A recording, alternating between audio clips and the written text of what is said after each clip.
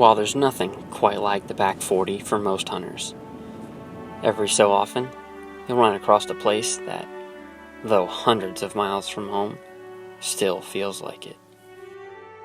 Enter the small map dot of Ellesmere, Nebraska, a seemingly endless sea of rolling hills of sand, broken only by sparse cottonwood river bottoms and grazing herds of cattle, where one-room schoolhouses still exist, and windmills are for more than just rustic decoration.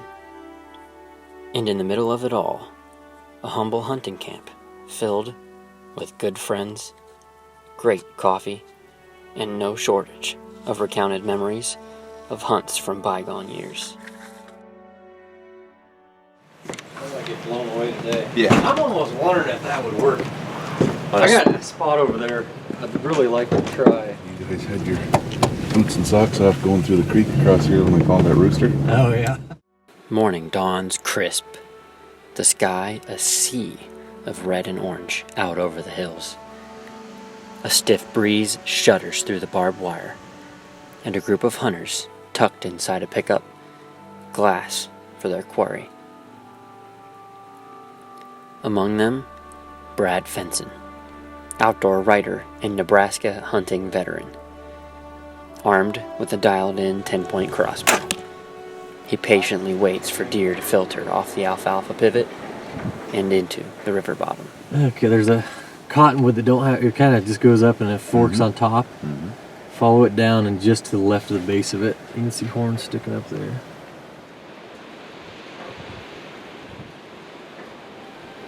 An unfavorable wind prevents a stalk, but with good intel, the evening hunt is filled with promise and anticipation.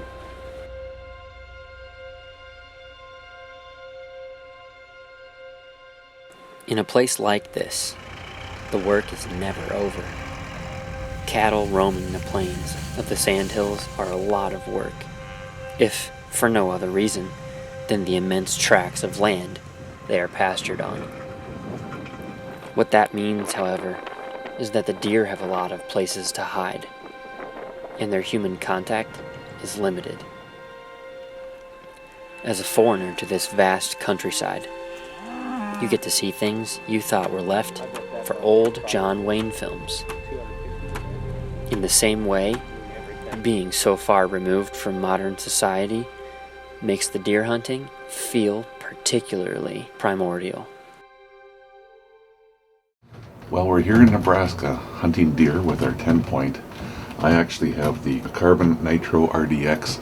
I prefer the reverse limb technology whenever I'm in tight spots. When the limbs come back, I've got fewer opportunities to make contact with anything. So if you're in tight quarters like these box blinds, and here it's extremely windy and it's open country, so the box blinds work well, this is a really good option in terms of shooting safely and efficiently and being consistent every time.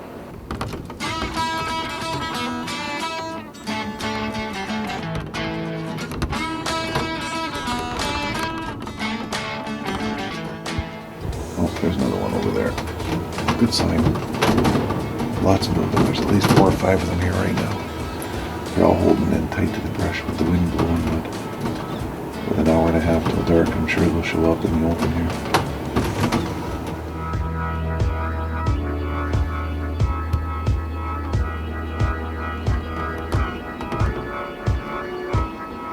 We got a couple bucks coming from the east out of the creek bottom.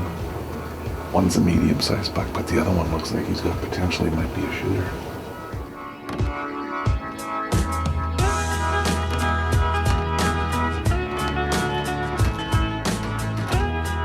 I think he's a 5x5, but he's got lots of weight. He looks good. They're moving to the left.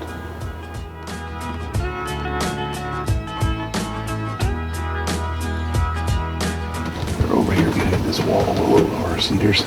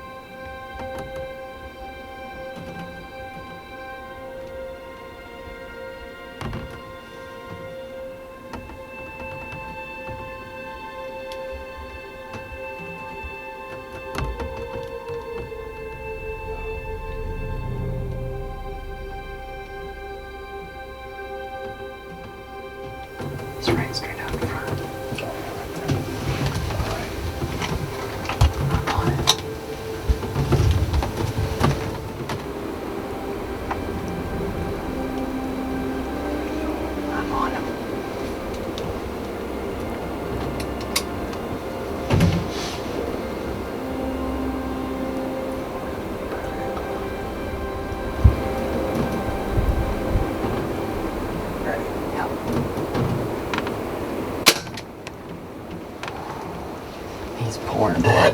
Is he? Oh yeah. Buddy, that is whitetails in Nebraska. Beautiful buck. First night on the stand. Can't believe it. Wow. Finally came in. We've been watching him for about an hour and a half. Nice big 5x5 Nebraska whitetail. Chasing does, making scrapes, robbing, sparring with other bucks, teasing us, comes in the field and leaves, chases does, comes back, leaves, off and on, off and on. Here we are just before dark. He comes out all by himself, jumps the fence, comes to 40 yards, doesn't give me the angle. Got the steady Eddie, I'm on him, I'm perfectly still on him. Here comes a deer back around the corner. And real gentle squeeze of the trigger. And we watched that Omni knock go straight into him. He was pouring blood when he ran around the corner. So there's actually a deer on his blood trail right now with its nose down smelling. Looks like the other buck. So anxious to get out there and have a look at him. Well, it got dark on us real fast. It's starting to snow. But the nice thing about an Omni knock, it gives you the exact line of arrow flight. And look at this, great blood on the veins, on the shaft. She's lit up. She's helping us find our way to the Nebraska big boy. Yeah, here.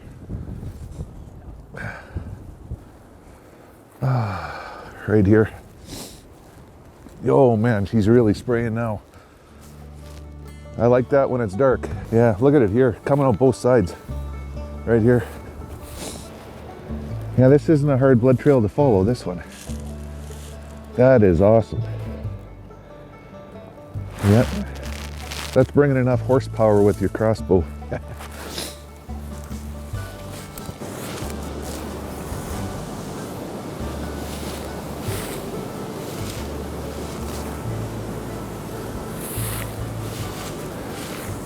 There he is, look at that.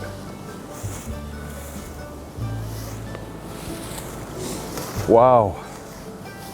Stretched out. Stretched out. Oh. Look at that buck. Beautiful. Oh.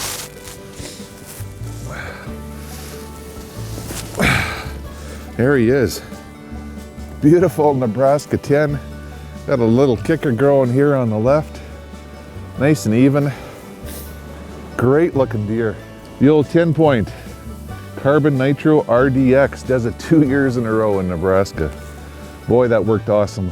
Such a windy day here today. We didn't even know if the deer were going to be moving, but we got set up on the back side of this juniper patch. There's a bit of a food plot in there, and the deer started to come early. The does and stuff came out.